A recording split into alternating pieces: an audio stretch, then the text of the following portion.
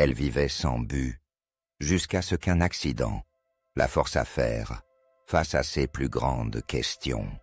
Une rencontre, une conversion et une paix retrouvée dans les derniers instants de sa vie. Avant d'aller plus loin, abonnez-vous et activez la cloche pour ne rien rater. Et si ce contenu vous plaît, un petit j'aime serait top. Merci pour votre soutien. Sarah était une jeune femme brillante et ambitieuse, vivant dans une grande ville où tout allait toujours trop vite.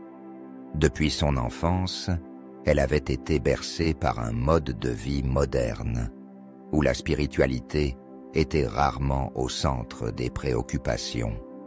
Sa famille, bien que bienveillante, ne lui avait jamais inculqué de valeurs religieuses particulières. Chez elle, les discussions portaient davantage sur les études, la réussite professionnelle et les loisirs. Dès son adolescence, Sarah avait ressenti un vide intérieur, une sensation étrange d'incomplétude. Elle voyait autour d'elle des personnes qui semblaient trouver un certain réconfort dans la foi, mais elle-même n'avait jamais pris le temps d'explorer cet univers. Trop préoccupée par ses études et sa vie sociale, elle repoussait sans cesse ses réflexions en se disant qu'elle y reviendrait un jour. Une fois adulte, elle obtint un poste dans une entreprise de renom. Sa vie semblait parfaite en apparence. Un bon travail, des amis, des sorties, des voyages.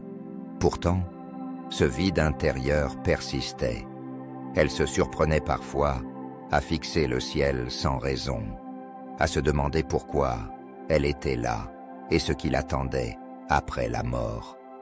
Mais comme toujours, elle repoussait ses questions, trop absorbée par le tumulte du quotidien. Le destin plaça alors sur son chemin une collègue de travail, Amira. Cette jeune femme, d'origine musulmane, se démarquait par sa douceur et son attitude toujours bienveillante. Contrairement à d'autres, elle ne jugeait jamais et apportait du réconfort à ceux qui l'entouraient. Elle portait le hijab avec élégance, et Sarah remarqua rapidement qu'il y avait chez elle une paix intérieure qu'elle-même n'avait jamais connue. Un jour, alors qu'elles prenaient leur pause ensemble, Sarah se laissa aller à une question qui la taraudait depuis longtemps. « Amira, comment fais-tu pour être toujours aussi sereine ?» Amira esquissa un sourire avant de répondre. « Je ne suis pas toujours sereine, mais ma foi m'aide à traverser les épreuves. » Intriguée, Sarah poursuivit. « Tu veux dire que c'est ta religion qui te donne cette tranquillité ?» « Oui. L'islam m'apprend que la vie ici-bas est éphémère et qu'elle est un test. Savoir que tout a un sens et que Dieu veille sur moi me permet d'accepter les difficultés et de profiter pleinement des bénédictions. » Ces mots résonnèrent dans le cœur de Sarah. Pour la première fois, elle se sentit attirée par cette conception de la vie. Elle posa alors d'autres questions. Pourquoi les musulmans prient-ils? Pourquoi croient-ils en une vie après la mort? Pourquoi suivent-ils certaines règles strictes? Amira répondit avec patience, lui expliquant que l'islam n'était pas qu'une religion, mais un mode de vie qui apportait du sens et de la paix. Sarah se surprit à écouter avec attention, elle qui d'habitude évitait les sujets religieux. Cette discussion fut la première d'une longue série. Chaque jour, Sarah en apprenait un peu plus. Elle regarda même des vidéos, lut des articles et s'intéressa aux histoires de personnes ayant trouvé la foi après une vie d'errance spirituelle. Mais malgré cette curiosité grandissante, elle n'osait pas franchir le pas. Elle avait peur de bouleverser sa vie, peur du regard des autres, peur du changement. Un soir, alors qu'elle rentrait chez elle après une journée de travail, Sarah fut victime d'un accident de la route. Une voiture, roulant à vive allure, la percuta de plein fouet alors qu'elle traversait la rue. Son corps se fut projeté sur plusieurs mètres avant de retomber lourdement sur le sol. Les passants se précipitèrent autour d'elle, certains appelant les secours, d'autres essayant de la rassurer. Le bruit des sirènes résonna au loin tandis que son esprit sombrait dans l'inconscience. Lorsqu'elle se réveilla, elle était dans une chambre d'hôpital. Son corps était meurtri, son souffle court, et une douleur lancinante lui parcourait tout le corps.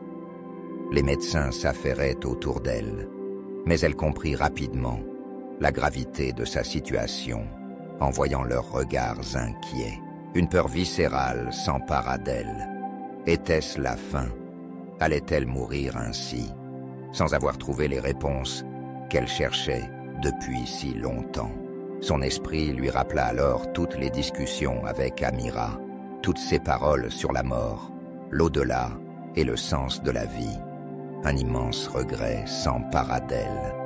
Elle avait toujours voulu comprendre l'islam, mais elle n'avait jamais osé s'engager véritablement. Elle demanda d'une voix faible à ce qu'on appelle Amira. Lorsqu'Amira arriva à l'hôpital, son cœur se serra en voyant Sarah dans cet état.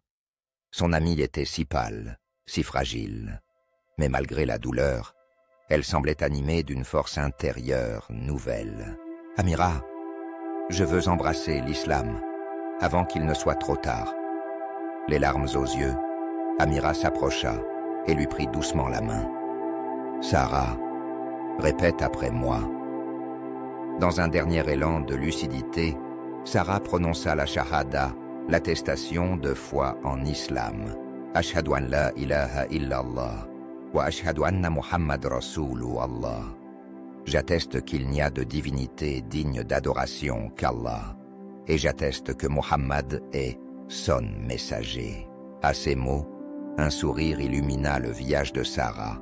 Une paix indicible l'envahit. Pour la première fois de sa vie, elle se sentit complète, en harmonie avec elle-même. Quelques instants plus tard, son souffle se fit plus léger, et elle quitta ce monde, le visage empreint de sérénité. La nouvelle de sa conversion bouleversa Amira et ceux qui la connaissaient. Beaucoup pleurèrent sa disparition, mais tous comprirent que Sarah était partie avec la foi dans son cœur, purifiée comme un nouveau-né. L'histoire de Sarah devint un rappel puissant pour tous ceux qui l'entendirent. Il n'est jamais trop tard pour revenir vers Dieu.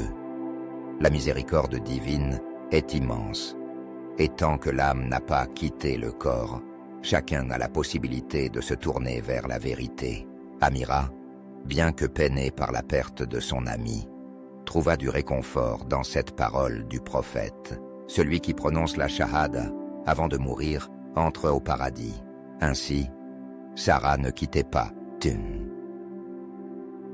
Tessa ce monde dans l'oubli, mais avec la promesse d'une nouvelle vie, dans l'espoir de goûter à la paix éternelle auprès de son Créateur.